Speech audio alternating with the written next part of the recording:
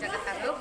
Saya Lesman Riza sebagai bidadari ungu. Saya Muhammad Muhammad sebagai Jakatarup. Saya Rina Madani sebagai Nawang Bulan. Saya Feira sebagai bidadari pink. Saya Bidira Rima sebagai bidadari biru. Ingin menampilkan drama dengan Jakatarup dan 7 bidadari. Dahulu kala, di desa terpencil, tinggallah seorang ibu bernama Mbok Milah dan anaknya yang bernama Jakatarup. Jakatarup sudah ditinggal ayahnya sejak ia masih kecil. Suatu hari, mereka sedang makan malam dan berbincang-bincang. Ibu kenapa? Enggak apa-apa nak, hanya batuk biasa saja. Nak, ada yang ingin ibu katakan kepadamu. Ada apa, Bu? Ibu lihat kamu sudah dewasa, sudah pantas untuk meminang gadis. Ibu tidak ingin apa-apa lagi nak. Tapi saya belum ingin menikah, Bu. Tapi siapa yang akan mengurusmu bila ibu tiada nanti? Ah, Ibu jangan seperti itu, Bu. Ibu tidur saja ya, kita bahas lagi besok. Jakatarup menjadi overthinking dan tidurnya tidak lagi nyenyak. Sayangnya, pada keesokan harinya, Jakatarup mendapati ibunya sudah dalam keadaan dingin dan tidak berfus. Beberapa hari kemudian, di Kahyangan, ada 7 bidadari yang sedang meminta izin kepada Raja Ajisaka untuk turun ke Mayapada untuk mensucikan diri. 7 bidadari itu menghadap Raja dengan gembira riang. Ayah kita yang paling baik, paling keren sekahyangan. Bolehkah Nawang Merah dan adik-adik pergi ke Mayapada untuk bersuci? Tentu saja, putri-putriku, ada satu syarat, tapi kalian harus kembali sebelum petang. Siap, Ayah! Hati-hatilah para anakku.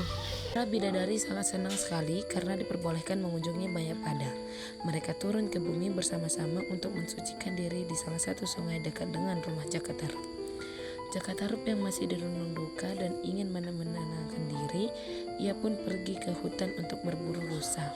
Akan tetapi, ketika melewati sungai, ia mendengar suara. Saya mendengar suara. Di mana ya? Wah, wah, wah, ada 7 bidadari. Mungkin salah satunya adalah jodohku. Di sini enak juga ya kakak.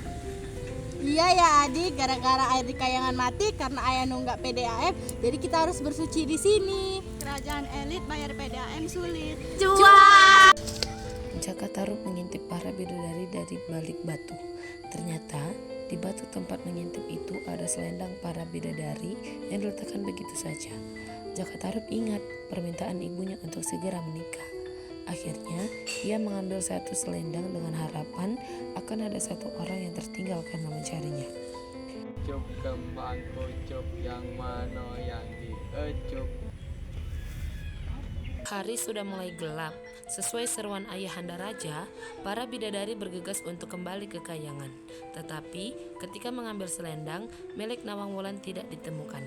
Cepat adik-adikku, hari sudah mulai gelap, saatnya kita kembali ke Kahyangan.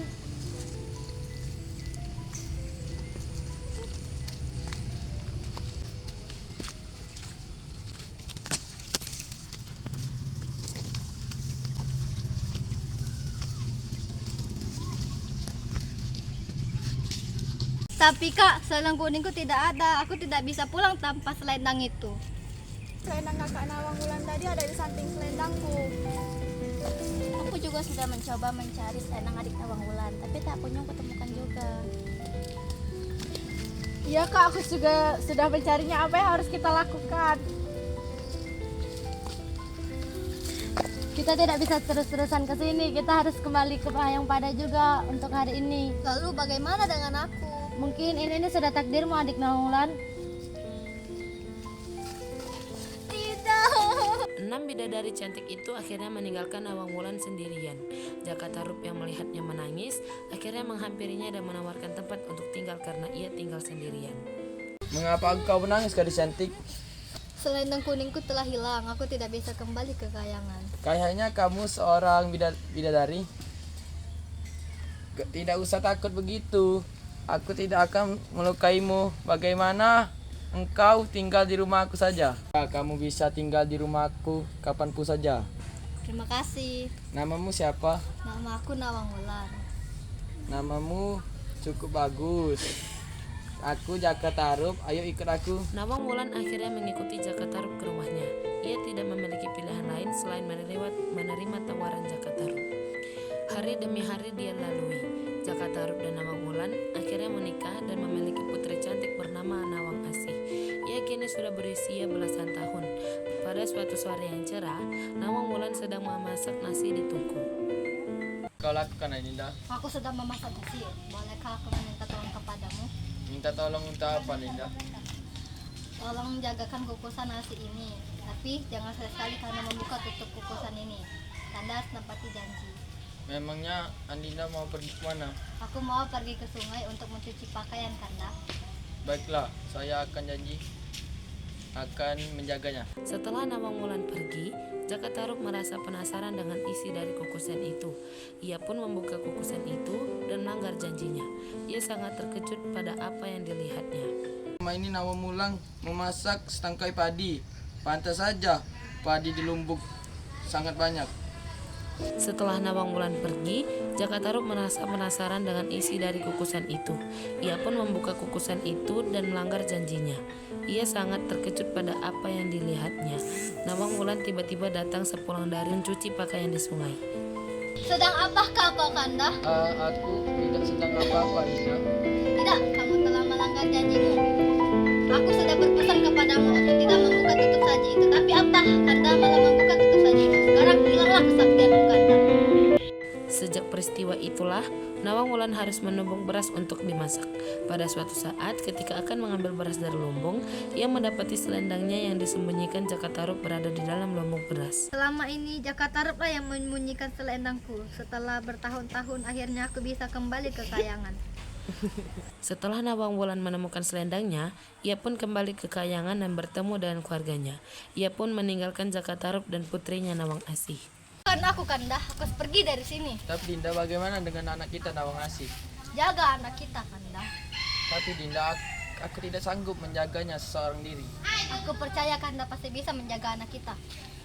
Ibu, jangan tinggalkan Asih sendiri. Tidak, Asih. Ada ayah kalian di sini. Apa Dinda tega meninggalkan Asih tanpa Dinda? Di sini bukan tempatku. Tempatku Akhirnya, adalah kayangan. dengan penuh Bukan di sini, keterpaksaan, Nawang Wulan terbang ke kahyangan dengan perasaan gembira sekaligus sedih. Ibu tidak akan pergi jauh dari Asih. Ibu akan mengawasi Asih dari kayangan. Aku menyayangimu Dinda. Aku juga menyayangimu, Kanda. Setelah bertahun-tahun lamanya, Nawang Asih tumbuh menjadi gadis remaja yang cantik jelita. Ketika ia sedang menjemur pakaian, tiba-tiba ibunya turun dari kahyangan dan menyapanya. Aku yang cantik. Ibu, aku rindu sekali pada ibu. Apakah ibu akan kembali? Apa ibu akan tinggal bersama Asih? Tidak, putriku. Ibu tidak bisa berlama-lama di sini. Ibu harus kembali ke kayangan. Dinda, apa kabarmu? Baik, Kanda. Aku sangat merindukanmu. Tinggallah di sini. Tidak bisa, Kanda. Jika kalian merindukanku, pandanglah bulan. Aku mencintai kalian. Anakku Asih dan Jaka, aku mencintaimu. Sekian teater yang dapat kami tampilkan. Kami akhiri. Wassalamualaikum